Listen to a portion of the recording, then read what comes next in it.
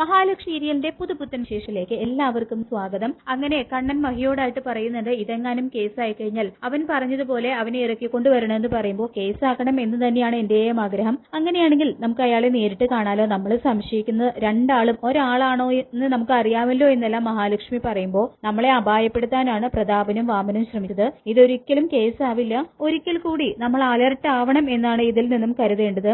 ഇതിന്റെ പേരിൽ തന്റെ പേരിൽ സ്വത്തുക്കളെല്ലാം എഴുതാൻ പോകുന്നു എന്നറിഞ്ഞപ്പോൾ അവർ വല്ലാതെ തന്നെ ഭയപ്പെട്ടു എന്നെല്ലാം കണ്ണൻ പറയുമ്പോൾ നമുക്കിത് അറിയിക്കേണ്ടവരെ അറിയിക്കേണ്ടേ എന്ന് ചോദിക്കുമ്പോൾ അതൊന്നും വേണ്ട, അവരെ അറിയുമ്പോൾ അറിഞ്ഞാൽ മതി. തന്റെ അമ്മയെ പോലും സ്നേഹിക്കാത്ത ആളാണ് തന്റെ രണ്ടാനച്ഛൻ. ആ അമ്മയെ 4 ചുവരുകൾക്കുള്ളിലിട്ട് ശ്വാസം മുട്ടിച്ചുകൊണ്ടിരിക്കുകയാണ്. അങ്ങനെ ഒരാളോട് എനിക്കൊരു സിമ്പതിയും തോന്നുന്നില്ല. അത് മാത്രമല്ല, സ്വത്തിന് വേണ്ടി മാത്രം ജീവിക്കുന്നവരാണ് എന്റെ അമ്മാവനും മേഘനും ഒക്കെ. അങ്ങേരോടും എനിക്ക് ഒരു സിമ്പതിയും ഇല്ല എന്ന് തന്നെ പറയുന്നുണ്ട് കേട്ടോ കണ്ണൻ. ശേഷം ജീവിതത്തിൽ ഞാൻ ആരെയും ഇതുവരെ വീണ്ടും കാണാനായിട്ട് ആഗ്രഹിച്ചിട്ടില്ല. അയാൾ ശരിക്കും ആരായിരിക്കുമെന്ന് മഹാലക്ഷ്മി ചോദിക്കുമ്പോൾ ദൈവദൂതൻ, ഭഗവാന്റെ മറ്റൊരവതാരം, നമ്മുടെ ജീവൻ രക്ഷിക്കുന്നവരെ കുറിച്ച് അങ്ങനെ ചിന്തിക്കാനേ എനിക്ക് കഴിയൂ എന്ന് കണ്ണൻ പറഞ്ഞു കൊടുക്കുന്നുണ്ട് കേട്ടോ മഹിയോട്. മഹിയാണെങ്കിൽ വീണ്ടും തന്നെ രക്ഷിച്ച അജ്ഞാതനെ, ഗുണ്ടകളിൽ നിന്നും രക്ഷിച്ച ആളെ കുറിച്ചും ഇപ്പോൾ വിളിച്ച അജ്ഞാതനെ കുറിച്ചും എല്ലാം രണ്ടുപേരും ഒരാളായിരിക്കൂ എന്നെല്ലാം ഓർത്ത് കിടക്കാണ്. പിന്നീട് കാണിക്കുന്നത് കയ്യിലും കാലിലും പ്ലാസ്റ്ററും ഒക്കെ ഇട്ട് അവശ നിലയിൽ കിടക്കുന്ന പ്രതാപനെയാണ്. മുഖത്ത് ബാൻഡേഡും അതുപോലെ തന്നെ കയ്യിൽ സ്ലിംഗും ഒക്കെ ഇട്ട് വാമനും അടുത്തിരിപ്പുണ്ട് കേട്ടോ. ഇതേ സമയം നഴ്സ് വന്നിട്ട് പ്രതാപന് ഇഞ്ചക്ഷൻ കൊടുക്കുന്നുണ്ട്. പിന്നീട് മർമ്മം അറിയാവുന്നവനാണ്, എവിടെയൊക്കെയാണ് വേദന എന്ന് ഒരു സംശയവും ഒരിക്കലും പറയാൻ കഴിയുന്നില്ല എന്നെല്ലാം വാമൻ പറയുമ്പോൾ വാമേട്ടന് കാര്യമായിട്ടൊന്നും കിട്ടിയിട്ടില്ല, എന്റെ സ്ഥിതി പക്ഷെ അതല്ല എന്ന് പറയുന്നുണ്ട് കേട്ടോ പ്രതാപനും. രാത്രി ആയതുകൊണ്ടാണ് വീട്ടില് അറിയിക്കാതിരുന്നത്. താനും ഞാനും കൂടി കാര്യം നടത്തി എവിടെയെങ്കിലും പോയിരുന്ന് ആഘോഷിക്കുകയാണെന്നൊക്കെ ആയിരിക്കും എല്ലാവരും കരുതൂ. ഇത്തവണ പിഴയ്ക്കില്ല എന്ന് പറഞ്ഞിട്ടല്ലേ താൻ കൊട്ടേഷൻ കൊടുത്തത്. പക്ഷെ കണ്ണൻ നമുക്ക് തിരിച്ച് കൊട്ടേഷൻ തന്നു എന്നാണ് എന്റെ സംശയം എന്ന് വാമൻ പറയുമ്പോൾ ഇനി അങ്ങനെ തന്നെ ആയിരിക്കും എന്ന് പ്രതാപൻ തിരിച്ചു ചോദിക്കുന്നതും, നമ്മൾ കൊട്ടേഷൻ കൊടുത്തവൻ അവൻ നമ്മളെ വെച്ച ആൾക്കാരെ പണം കൊടുത്ത് കണ്ണൻ സ്വാധീനിച്ചു എന്നെല്ലാം വാമൻ വീണ്ടും സംശയം പറയുമ്പോൾ അങ്ങനെ എന്തോ ഉണ്ടായിട്ടുണ്ട്. എന്റെ ജീവിതത്തിൽ ഇന്ന് വരെ ഇങ്ങനെ ഒരു വേദന ഞാൻ അനുഭവിച്ചിട്ടില്ല. എന്തായാലും ഇവിടെ നിന്ന് ഇറങ്ങട്ടെ, അവന്റെ മേൽവിലാസം തപ്പി കണ്ടുപിടിക്കണം. നമ്മളെ തല്ലിയവൻ അങ്ങനെ ആളായിട്ട് നടക്കണ്ട എന്നെല്ലാം പ്രതാപ പറയുമ്പോൾ ഇനിയെല്ലാം സൂക്ഷിച്ചും കണ്ട് മാത്രം മതി. ആളൊരു ഒറ്റയാനാണെന്ന് നമ്മളെ പരിചയപ്പെടുത്തിയവൻ പറഞ്ഞു തന്നില്ലേ എന്ന് വാമൻ പറയുമ്പോൾ ലോപ്പസ് കൂടി അറിഞ്ഞിട്ടാവണോ ഇതെല്ലാം എന്നൊന്ന് അറിയണമെന്ന് പ്രതാപനും പറയുന്നുണ്ട് കേട്ടോ. പിന്നീട് കാണിക്കുന്നത് മുത്തശ്ശിയാണെങ്കിൽ പ്രതാപനെ കാണാത്തത് കൊണ്ട് തന്നെ ആദ്യം പിടിച്ചിരിക്കുകയാണ്. അപ്പൊ പോലീസിനെ അറിയിക്കാമെന്നെല്ലാം മുത്തശ്ശി പറയുമ്പോൾ കരുണയെ വിളിച്ചിട്ട് ആദ്യം വിവരം പറ, ഉണ്ണി ഒന്ന് അന്വേഷിക്കട്ടെ എന്നെല്ലാം മോഹിനി ഒരു അഭിപ്രായം പറയുമ്പോൾ എന്തിനാ മോളെ കൂടി വിഷമിപ്പിക്കാണോ എന്ന് മുത്തശ്ശി ചോദിക്കുമ്പോൾ ഇനി മോളെ പ്രതാപേട്ടൻ വിളിച്ചിട്ടുണ്ടെങ്കിലോ എന്ന് മോഹിനി പറയുന്നതും അത് ശരിയാണെന്ന് തോന്നുന്നുണ്ട് മുത്തശ്ശിക്ക്. മോളെ കൊണ്ട് പറയാതെ അവൻ എവിടെയും പോയില്ല, ഞാനൊന്ന് വിളിച്ചു നോക്കട്ടെ എന്ന് പറഞ്ഞുകൊണ്ട് മുത്തശ്ശി കരുണയെ വിളിക്കാണ് കേട്ടോ. അങ്ങനെ കരുണ കോൾ അറ്റൻഡ് ചെയ്യുന്നതും മോളുടെ അച്ഛൻ മോളെ വിളിക്കുകയോ ചെയ്തോ എന്ന് ചോദിക്കുമ്പോൾ ഇന്നലെ വൈകുന്നേരം വിളിച്ചു എന്ന് പറയുന്നുണ്ട് കേട്ടോ. ഞാൻ അപ്പൊ എന്താ പറഞ്ഞെന്ന് മുത്തശ്ശി ചോദിക്കുമ്പോൾ ഞാൻ ആഗ്രഹിച്ചതുപോലെ കാര്യങ്ങളൊക്കെ നടത്തി തരുമെന്നും പറഞ്ഞതായിട്ടെല്ലാം കരുണ പറയുന്നുണ്ട്. അപ്പൊ അതല്ല മോളെ രാത്രി വിളിച്ചു എന്ന് മുത്തശ്ശി വീണ്ടും ചോദിക്കുമ്പോൾ ഇല്ല എന്ന് പറയുന്നുണ്ട് കേട്ടോ കരുണ. അപ്പോ ഇത്ര നേരമായിട്ടും അവൻ വന്നിട്ടില്ല, എവിടെയാണെന്ന് ഒരു വിവരവും ഇല്ല, വിളിച്ചിട്ട് എടുക്കുന്നില്ല എന്നും മുത്തശ്ശി പറയുന്നുണ്ട് കരുണയോടായിട്ട്. അപ്പൊ ഇത് കേൾക്കുന്നത് എന്റെ അച്ഛന് എന്ത് പറ്റിയെന്ന് പറഞ്ഞ് അസ്വസ്ഥയാവുന്നുണ്ട് കേട്ടോ കരുണ. എന്തായാലും മോള് ഉണ്ണിയോടൊന്ന് ഒന്ന് അന്വേഷിക്കുക, കുറച്ചു നേരം കഴിഞ്ഞാൽ ഇല്ലെങ്കിൽ പോലീസിൽ അറിയിക്കണം, പേടിക്കാൻ ഒന്നുമില്ല, ഒന്നും സംഭവിച്ചു കാണില്ല എന്ന് പറഞ്ഞുകൊണ്ട് കരുണയെ ആശ്വസിപ്പിച്ച്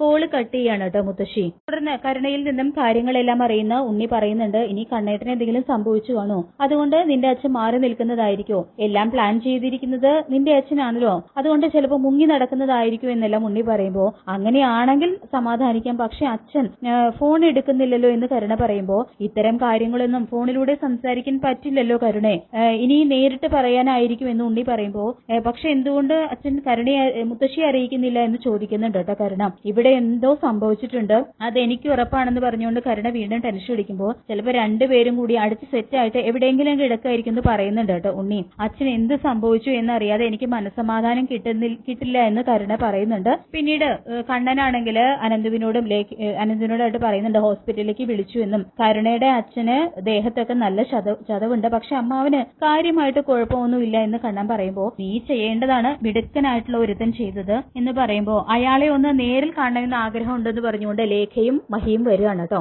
മഹിയാണെങ്കിൽ ഇവളെ രക്ഷിച്ച ആളെ കാണാനായിട്ട് കാത്തിരിക്കുകയാണെന്നെല്ലാം ലേഖ പറയുമ്പോൾ പേരും പറയുന്നില്ല, അഡ്രസ്സും പറയുന്നില്ല.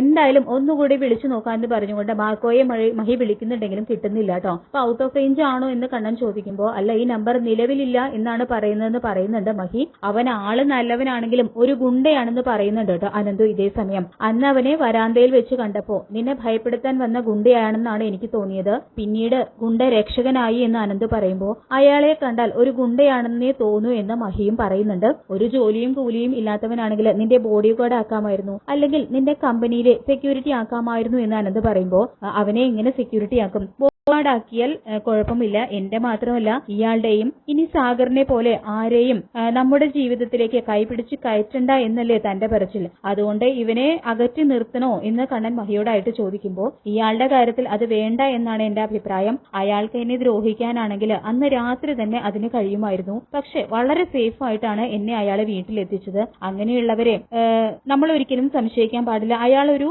നല്ലവൻ തന്നെ ആയിരിക്കും എന്ന് പറയുന്നുണ്ട് കേട്ടോ മഹി. വീണ്ടും മാർക്കോയെ കുറിച്ച് തന്നെ അവര് 4 പേരും സംസാരിക്കുന്നുണ്ട്.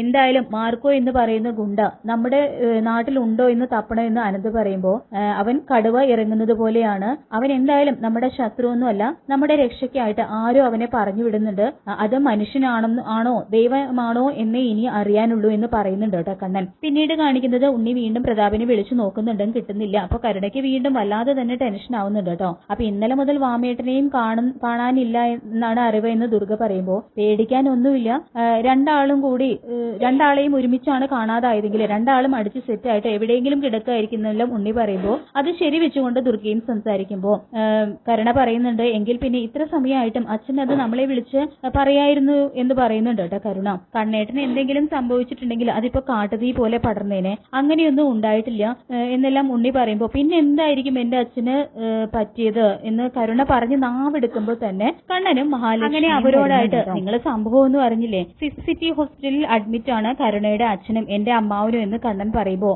അത് കേട്ട് കരഞ്ഞു നിലവിളിക്കാണ് കേട്ടോ കരുണ. ആരോ തല്ലി എന്നാണ് കേട്ടത്, ആരാണെന്നൊന്നും അറിയില്ല, ഇന്നലെ ഒരു അജ്ഞാതന്റെ കോള് വന്നു, അങ്ങനെയാണ് ഞങ്ങൾ സംഭവം അറിയുന്നത് എന്നെല്ലാം കണ്ണൻ പറയുമ്പോൾ എന്റെ അച്ഛൻ എങ്ങനെയുണ്ടെന്ന് ചോദിക്കുന്നുണ്ട് കേട്ടോ കരുണ. അപ്പൊ നിങ്ങൾ പോയി നോക്കിയില്ലേ എന്ന് ഉണ്ണി ചോദിക്കുമ്പോൾ ഞങ്ങൾ പോയില്ല എന്ന് പറയുന്നുണ്ട് കണ്ണൻ. നീ ഇവിടെയും കൂട്ടി ഹോസ്പിറ്റലിലേക്ക് പോകാൻ ഉണ്ണിയോടായിട്ട് കണ്ണൻ പറയുന്നുണ്ട് കേട്ടോ. തുടർന്ന് എന്റെ അച്ഛനെയും അമ്മാവനെയും കൊല്ലാനായിട്ട് നിങ്ങളാണോ ആളെ വിട്ടത് എന്ന് കരുണ ചോദിക്കുമ്പോൾ ഞങ്ങൾ അങ്ങനെ ആളെ വെക്കാറില്ല എന്ന് മഹി പറയുന്നുണ്ട്. ഇനി ഞങ്ങളെ കൊല്ലാനായിട്ട് നിന്റെ അച്ഛനും കണ്ണേട്ടന്റെ അമ്മാവനും ആളെ വെച്ചിട്ടുണ്ടോ എന്ന് മഹി നല്ല മറുപടി കൊടുക്കുന്നുണ്ട് കേട്ടോ കരുണയ്ക്ക്. തുടർന്ന് ഉണ്ണിയും കൂട്ടി കരുണ വേഗം തന്നെ ഹോസ്പിറ്റലിലേക്ക് പോകുന്നുണ്ട്. ശേഷം അവർക്ക് എങ്ങനെയുണ്ടെന്ന്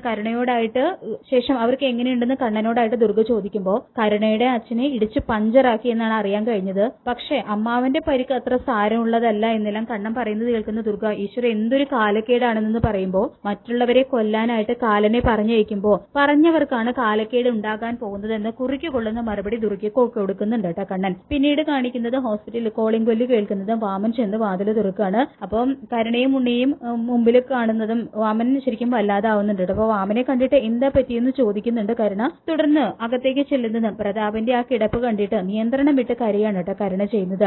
ഇങ്ങനെയൊക്കെ ആരെങ്കിലും തല്ലു എന്ന് കരുണ ചോദിക്കുമ്പോൾ തല്ലി വശം കെടുത്തി മോളെ എന്ന് പ്രതാപൻ പറയുന്നതും എനിക്ക് കിട്ടി, എങ്കിലും ഇയാളുടെ അത്ര കിട്ടിയിട്ടില്ല, ഇയാളെ ഇങ്ങോട്ട് കൊണ്ടുവരാൻ വേണ്ടിയിട്ട് തല്ലാൻ വന്നവൻ ആരോഗ്യം തന്നുവിട്ടു എന്ന് പറയുന്നുണ്ട് കേട്ടോ വാമൻ. തുടർന്ന് നിങ്ങളെ ആരാ ഈ വിവരം അറിയിച്ചത് എന്ന് ചോദിക്കുമ്പോൾ കണ്ണൻ തന്നെ എന്ന് ഉണ്ണി പറയുന്നതും അപ്പൊ അവനെങ്ങനെ ഈ വിവരം അറിഞ്ഞു എന്ന് വാമൻ തിരിച്ചു ചോദിക്കുന്നതും അത് ഞങ്ങൾക്ക് അറിയില്ല എന്ന് പറയുന്നുണ്ട് കേട്ടോ കരുണ. അപ്പൊ നമ്മുടെ സംശയം ശരിയാണ് പ്രതാപ, നമ്മൾ കൊട്ടേഷൻ കൊടുത്തവൻ അവസാനം അവന്റെ കൂടെ കൂടിയത് തന്നെയാണ്, നമ്മൾ കണ്ണനെ അപായപ്പെടുത്താൻ പോകുന്ന വിവരം അവൻ അറിഞ്ഞു കാണും, ആരായിരിക്കും അവനത് ചോർത്തി കൊടുത്തിട്ടുണ്ടാകുക, എന്തായാലും അവൻ ഞങ്ങളെ ഇപ്പോഴത്തെ പിള്ളേരുടെ ഭാഷയിൽ പറഞ്ഞു കഴിഞ്ഞാൽ പഞ്ഞി കിട്ടു എന്ന് തന്നെ പറയുന്നുണ്ട് കേട്ടോ പ്രതാപൻ. തുടർന്ന് ഇത് കേസ് ആക്കുന്നുണ്ടോ എന്ന് ഉണ്ണി ചോദിക്കുമ്പോൾ ഹോസ്പിറ്റലുകാര് പോലീസുകാരെ വിവരം അറിയിച്ചിട്ടുണ്ടെന്നും അവര് മിക്കവാറും വരും എന്ന് വാമൻ പറയുമ്പോൾ സംശയം കണ്ണനെ ആണെന്ന് തന്നെ പറയണം അച്ഛ എന്ന് കരുണ പറഞ്ഞു കൊടുക്കുന്നുണ്ട് കേട്ടോ പ്രതാപന്. എന്തായാലും ഇതെങ്ങാനും കേസായി കഴിഞ്ഞു കഴിഞ്ഞാൽ കണ്ണനെ